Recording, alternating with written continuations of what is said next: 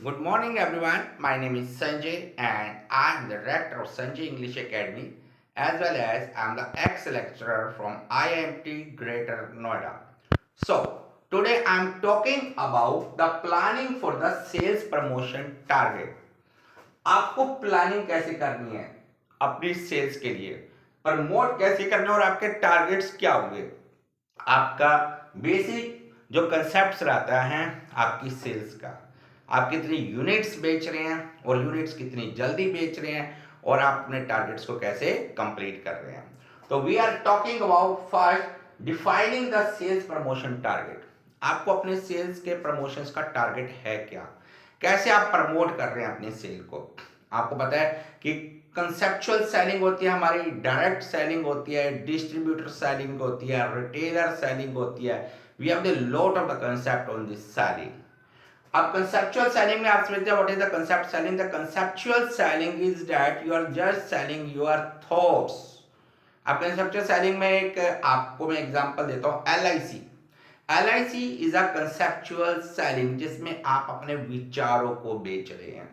अब आप विचार कैसे बेच रहे हैं ये आप पर है कि आपका वे कैसे, आप अपने आप को प्रमोट कैसे करते हैं और आप क्लाइंट को कैसे कन्विंस करते हैं। सो अब आप LIC में देखते हैं हम क्या दे रहे हैं, हम एक विचार दे रहे हैं कि हम कहते हैं कि आपके लिए बेनिफिशियल रहेगा फ्यूचर के लिए। आपने प्रोडक्ट नहीं दिया, कोई आपने हार्ड कॉपी या हार्ड थिंक आपने उसे कुछ नहीं दिया जो उसको उस टाइम यूटिलाइज कर रहा है। वो आपको हर महीने या हर 4 मंथ्स में जो भी चूज करता है प्लान, उसके अकॉर्डिंग वो अपने अमाउंट को सबमिट करता है। कंसेप्चुअल सेलिंग थोड़ा, इसको जब आपको करना है क्योंकि आपके पास प्रोडक्ट नहीं है, इसको करने के लिए आपको अपने कंसेप्ट क्लियर करने पड़ते हैं, आपको अपनी पर्सनालिटी इंक्रीज करनी पड़ती है, वे ऑफ द कम्युनिकेशंस को इंक्रीज करना पड़ता है ताकि आप एक बेहतर तरीके से अपनी बात सामने वाले को समझा सके। क्योंकि इसमें सिर्फ आप विचार बेच रहे हैं, कोई प्रोडक्ट नहीं है आपके पास, कोई हार्ड प्रोडक्ट नहीं है। अगर मैं बाइक बेच रहा हूं तो bike is a consumer durable product. Consumer durable product जो यूज हो सकता है और मैं उसको देख रहा हूं, उसको टच कर रहा हूं, that is the consumer durable product. Industrial product भी सेम है कि हम उस चीज को देख रहे हैं, हम उसको बेच रहे हैं, हमारे हाथ में है वो चीज और हम सामने वाले को दिखा रहे हैं कि आपके लिए कैसे बेनिफिशियल है। That is the industrial product, consumer product. So next is setting sales promotion objective. आप सेल्स जब कर रहे हैं तो उसके प्रमोशंस के ऑब्जेक्टिव्स क्या हैं, क्यों कर रहे हैं आप, क्यों आप सेल्स टारगेट लगा रहे हैं। आपका ऑब्जेक्टिव क्या, आपका ऑब्जेक्टिव है maximum profit, to sell the more to more units. आपको यूनिट्स बेचनी है और जो जितनी बेटर यूनिट्स बेच पाता है उतनी कंपनी उतना ज्यादा प्रमोशन लेती है। अब आपको एक बात समझिए, अब आपको पता है कि प्रोडक्ट्स कई तरीके से होता है, जैसे FMCG, that is the fast moving consumer goods. ये चीज वो होती है कि जो आपने आज यूज की और कल खत्म।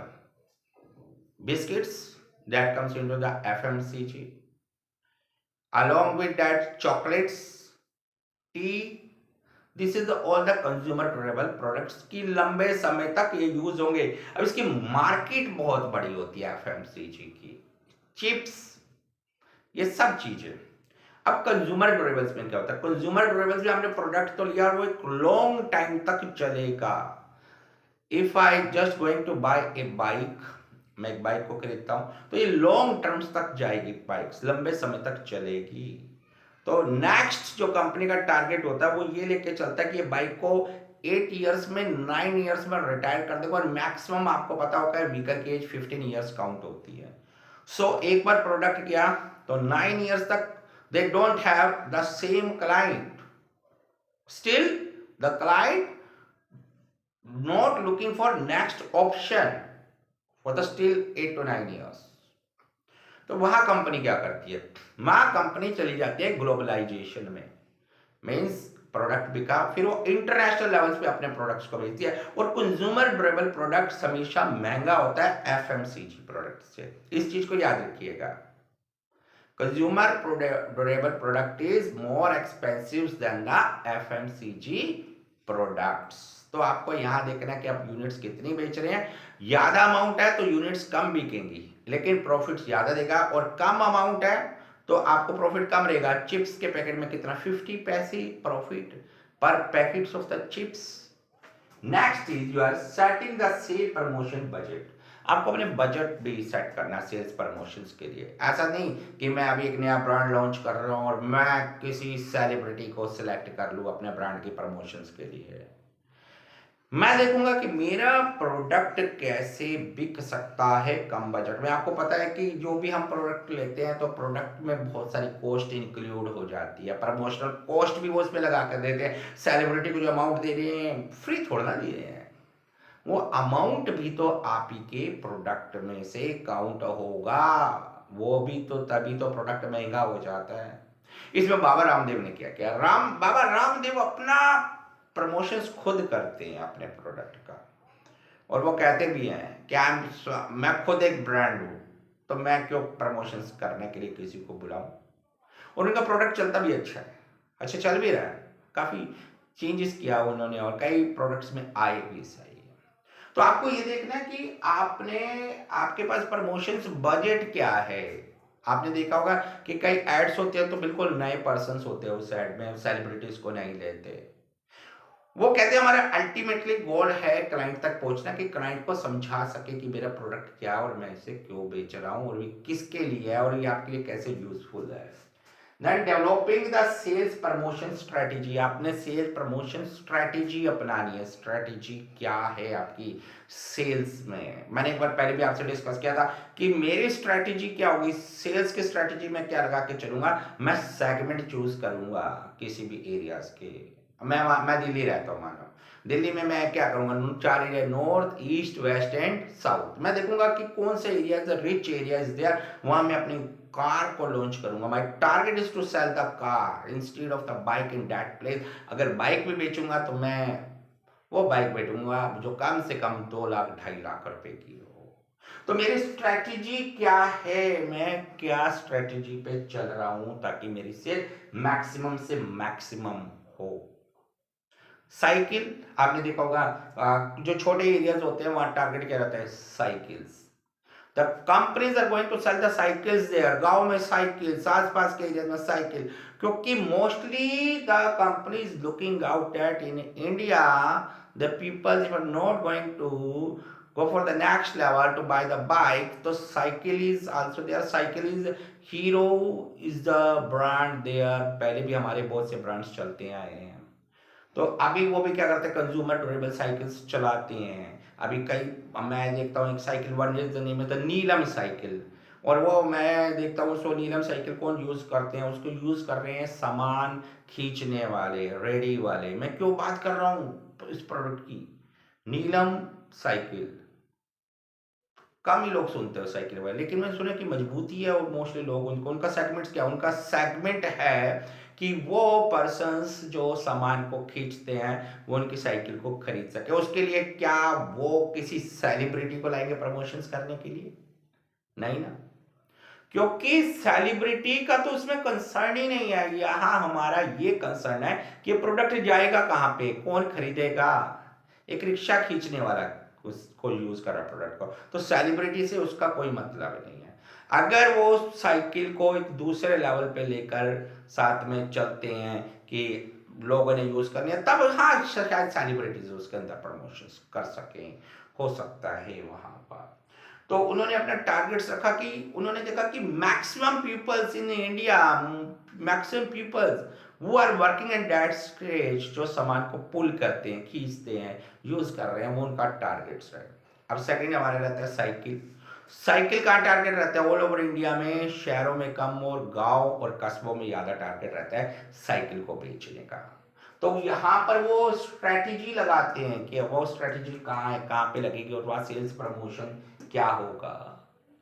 तो यहाँ पर आपने देखा होगा कि मॉडल्स ही होते हैं वर्कआउट, सेलिब्रिटीज कम साइकिल की प्रमोशंस करते दिखेंगे, क्योंकि इतना कंसर्न नहीं है, peoples are looking about the useful products are there. अब ब्रांडिंग में क्लोथिंग्स के अंदर अगर कपड़ा की अच्छी की करनी है तो वो सेलिब्रिटीज को जरूर लेके आता है। रेड टेलर अमिताभ बच्चन को लेके आते हैं, ये उनके सेल्स प्रमोशन स्ट्रेटेजी होती है। तो रेड टेलर्स का कपड़ा बहुत महंगा है। तो इस तरीके से रहता है। Park Avenue.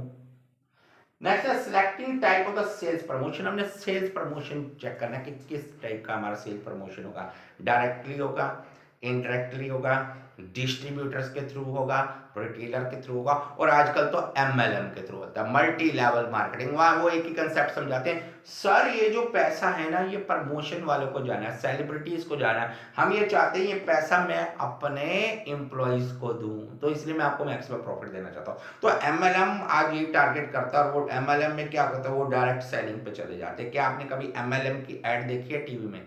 No, no, they don't give any ad in the TV.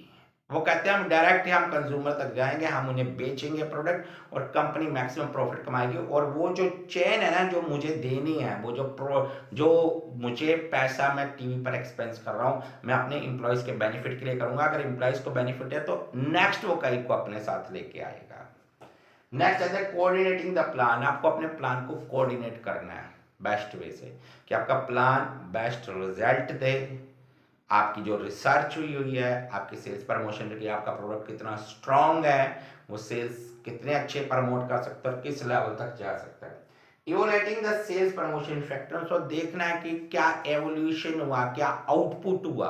आपने वर्कआउट सब पे किया, क्या सेल्स बढ़ी कि नहीं बढ़ी, नहीं बढ़ी तो रीजन क्या था, उसमें चेंजेस क्या करना है, हमने अपने सेल्स प्रमोशंस को कैसे बदलना है, क्या हम टारगेट कर पा रहे हैं अपने कंज्यूमर्स को।